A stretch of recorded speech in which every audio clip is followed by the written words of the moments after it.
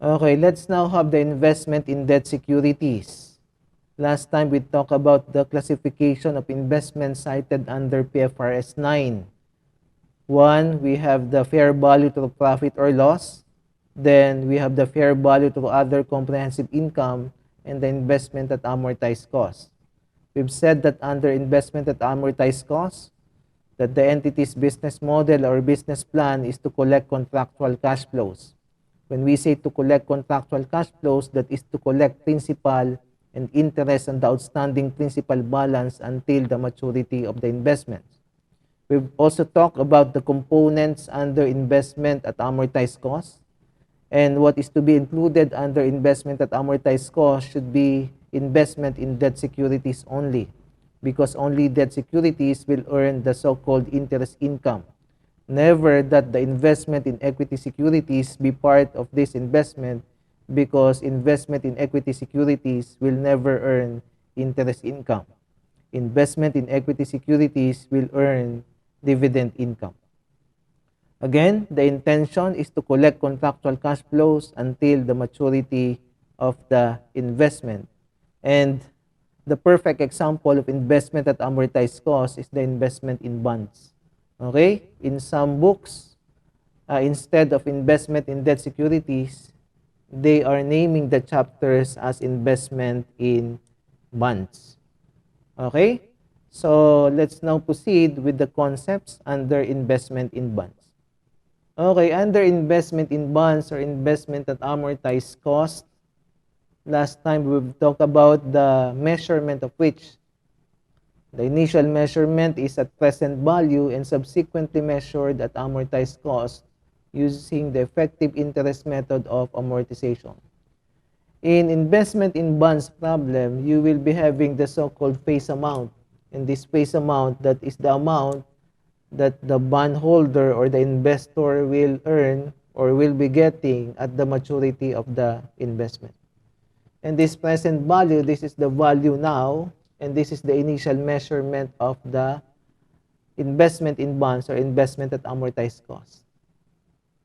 If the face amount is higher than the present value, ibig sabihin class naka-discount ka. Biruin mo, ang pangako sa'yo, this 100 face amount, this is included under the bond indenture. Okay?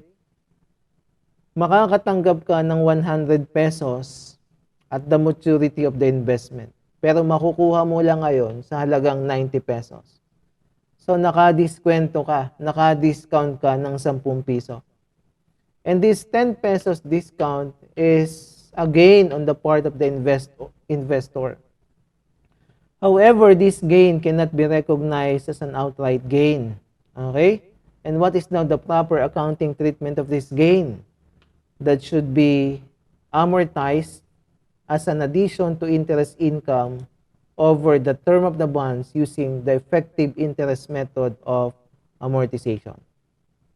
On the other hand, kung halimbawang ang makukuha ni investor ay 100 pesos lang at the maturity of the investment, at makukuha niya ngayon sa halagang 115 pesos, ibig sabihin mas mataas yung binayad niya kaysa sa matatanggap niya at the end of the maturity of the bonds. That is what you call premium. Okay? Mamaya ipaliwanag natin kung bakit si investor ay kukuha ng isang investment na mas mataas ang babayaran niya kaysa sa matatanggap niya. Malalaman mo yan later. Okay. Now, this premium now, since ang binayad the investor ay mas mataas over sa matatanggap niya at the maturity of the bonds, and this premium now is a loss on the part of the investor. However, this loss cannot be recognized as an outright loss. And what is the proper accounting treatment of which? This 15 premium that should be amortized as a deduction to interest income over the term of the bonds using the effective interest method of amortization. Now, paano kung ang face amount ay 100 pesos at ang present value ay 100 pesos din? Ibig sabihin, walang discount or premium. Tanong, mag-i-invest ka ba sa investment in bonds if the face amount is 100 and the present value is also 100? Answer? The answer is yes. Why? Why? Because investors in debt securities, investors in investment in bonds, they are not investing primarily for discount or premium. They are investing because of interest income. And premiums and discounts are what? These are just adjustments to interest income. Okay, paano mag-compute niyang interest income na yan? O, pasimplihin natin. Pag nakatanggap ka ng bond indenture, makikita mo dun si face amount at makikita mo dun si stated rate. And this stated rate or nominal rate, that is the interest rate na magsasabi sa'yo kung magkano ang tatanggapin mong interest on a regular basis all throughout the term of the bonds. So, ibig sabihin, nakikita mo na kaagad kung magkano ang interest na matatanggap mo on a regular basis. But this may not be your total interest income because of some adjustments coming from the discount or premium.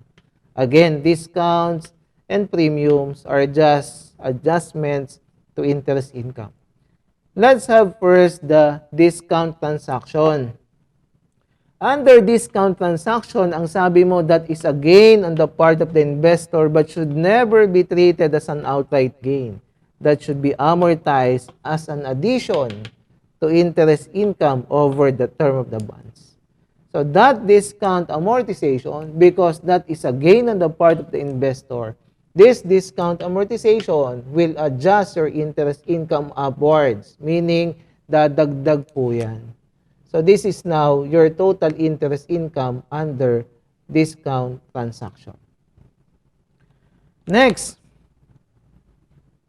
on the other hand, kapag naman premium transaction, this interest na matatanggap mo coming from the stated rate na nasa bond indenture ay mababawasan yan ng premium amortization.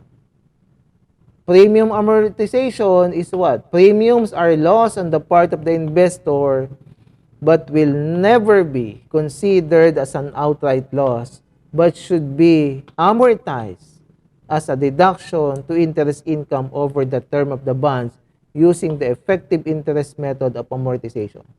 Mababawasan po yan. However, at the end of the day, this is again a positive figure. May kikitain ka pa rin interest. That is why, kahit na magbayad ka ng mas mataas kaysa sa pangakong matatanggap mo at the maturity of the investment, bibilhin mo pa rin because you are not investing primarily on premium. You are investing primarily on interest income that you will earn.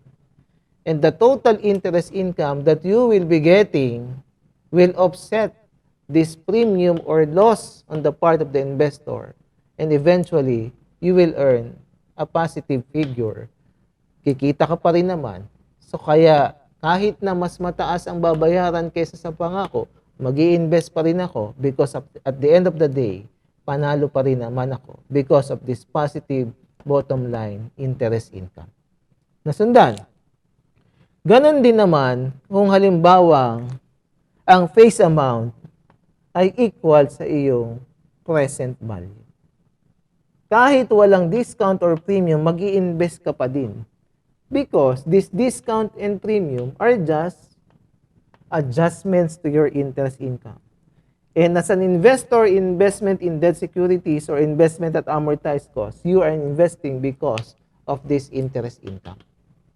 Kaya dito sa third scenario natin, kahit walang discount or premium, ng interest income coming from this. And the computed interest, using this, the face amount is equal to the present value, this is already your total interest income. Why? Kasi wala na hong adjustment. Okay? So, yun. So, kahit na ang face amount mo equal pa rin sa present value, mag-invest ka pa rin. Because you are not investing primarily on discount or premium, but because of the so-called interest income. Under the third scenario, the computed interest using the stated rate is already your total interest income because there are no adjustments to this. Okay? So dito tayo, last two concepts. There are two rates na makikita mo sa investment in bonds. One is the stated rate or the nominal rate and the second one is the effective rate. And this is also called market rate or yield rate. This effective rate, this is defined as the true or actual interest income that the bondholder earns. At mapapatunayan natin yan using the actual problem solving. Okay?